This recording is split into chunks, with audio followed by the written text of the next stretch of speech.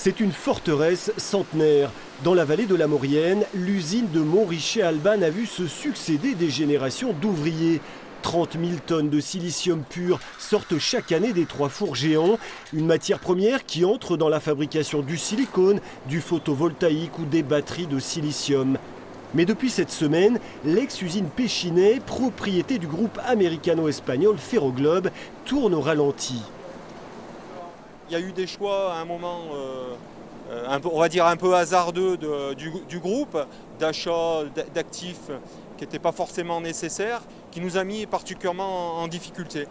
Et donc on se retrouve dans la situation où on a à l'heure actuelle une usine comme Montrichet qui fonctionne très très bien, qui a de très bons résultats techniques, mais face aux difficultés du groupe de trésorerie, on se retrouve dans la situation d'arrêter 2 fours pendant 6 mois.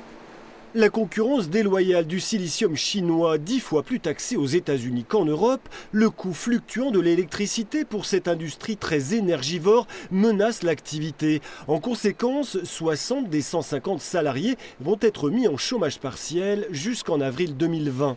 Dans un contexte où l'économie est un peu essoufflée, on en parle de moins 20% à moins 30% de consommation.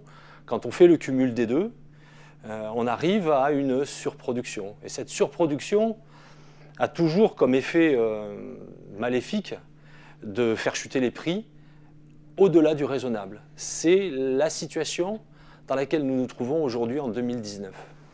La situation impacte dans une moindre mesure le site voisin de Châteaufeuillet en Tarentaise qui emploie 240 salariés ainsi qu'une 3e usine à Laudun dans le Gard. Hier, une délégation composée de responsables syndicaux et d'élus a été reçue à Bercy. Parmi eux, 2 députés savoyards venus interpeller l'État. Ce qu'il faut bien évidemment, c'est que nous réussissions à avoir à nouveau de la trésorerie pour les sites français de la part du groupe pour passer cette difficulté, payer les sous-traitants, les fournisseurs et passer ce moment cyclique en termes industriels difficile. Aujourd'hui, salariés et direction se sont réunis pour tenter de limiter l'impact social du ralentissement de la production des 2 sites savoyards.